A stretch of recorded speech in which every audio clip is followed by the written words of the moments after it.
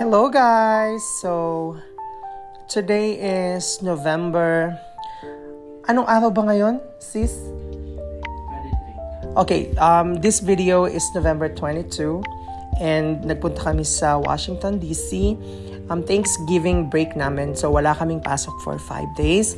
And talagang gusto lang namin magliwaliw ngayon, mag-relax. Ayan, mahaba yung biyahe.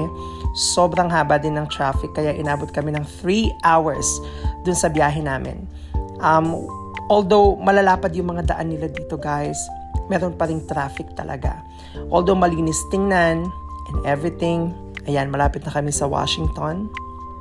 So, niyaya lang kami ni Sir Rafi dito. So, 4 kami, Roden, ako, Tony, and Sir Rafi. Ayan, it was fun. Ang tagal ko rin hindi lumalabas kasi wala kaming time and wala pa kaming mga lisensya para makapag-travel kami ng long travels. So, ayan. Actually, I think Washington na to. Itong part na to. So, ang una naming pupuntahan is yung National Park. I'm not sure if National Park yung tawag sa kanya, but yeah. Nakita niyo yung may 3 sungay na ganun. That is a cemetery. Yan, nandito na kami sa Washington. Ayan. So, as you can see, napakahaba ng biyahe namin. Ito, naghahanap kami ng parking this time. Yan, museum yan. Papasukin namin yan mamaya. So, ayan. Mahirap maghanap ng parking space dito. Talagang kailangan mong maging particular sa mo pinapark yung sasakyan mo kasi baka matow siya or matiketan ka at mahal ang ticket lalo na hindi ito.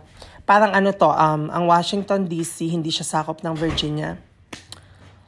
Basta hindi siya state, pero meron siyang sarili niyang mga batas. So yan, nandito na tayo. Nandiyan na ako sa loob ng museum ni Abraham Lincoln, the 16th President of the United States. So ayan, aura-aura lang tayo dito. Ang daming tao. Kasi Thanksgiving break nga. So ayan, pababa na tayo. And ayan. So makikita nyo sa likod yung mataas na tower. That's a monument. So this tower is to honor George Washington, the first President of the United States. So, ayan. Ang sarap maglakad dito, guys. It reminds me so much of Baguio. Tapos, sobrang lamig pa. Napaka-perfect ng weather. Ayan, you can see people outside, nagja-jogging. Tapos, ang dami ding mga turista na pumupunta, mga bata. And then, ayan, aura-aura lang tayo dyan. Michelle D. Yung aking outfit na yan, I got it from Shein. Itong aking coat. Tsaka yung aking turtleneck.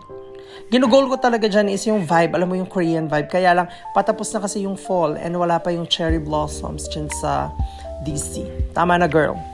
So, ayan. Ito naman, ito yung parang structure siya na ino-honor niya yung mga memorial siya sa World War II, yon. Tapos, isa yung country natin na meron doon among all the states in Vietnam. Kasi nakipag-participate tayo in World War II that time, parang tumulong tayo ganun. So, ayan. Ayan. Aura-aura lang. And then, ang daming helicopter doon, guys. Kasi, since nandoon si Joe Biden, ang President ng Amerika, talagang yung security is talagang pack na pack. So, ito naman yung monument. Yun yung sinasabi ko sa inyo kanina na tower na parang in honor of George Washington, the first President of the United States. Ayan, aura lang, go. Sobrang lamig dyan. Ayan, kasama ko si Roden. Sige, aura pa. Tapos, naglakad na kami. Sobrang gutom na namin dito. Pero, ang ganda ng lugar. So, pumunta na kami ng Jollibee sa Alexandria ata. Yun, I'm not sure. Kasi isa sa mga reasons namin kaya kami pumunta dito is gusto talaga namin mag-Jollibee. Because we missed it so much. And after Jollibee, originally, ang plan namin is pumunta pa kami ng outlet store. Pero sobrang gabi na this time. At sobrang nagutom kami. Ang daming sobra dito, diba? Ayan yung Jollibee, guys. Filipino. Merong mga Filipino na waitress dyan at saka mga server nila. Sobrang mahal lang, guys. Like, medyo pricey. pero malaki yung serving nila. So, ang in-order namin is 25 pieces na $64 lahat yung order. Ang in-order namin is 25 pieces ng chicken, 6 na spicy, 6 na classic, and then adobo rice, ayun yung gravy. Tapos hindi pa sinaserve yung spaghetti dyan, pero nag-order din kami. And this is the aftermath. Look. Talagang naubos namin. And then yun, we end the day.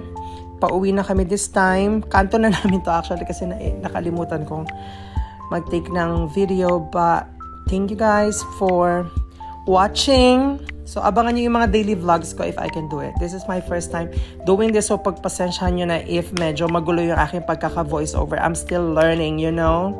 Bye!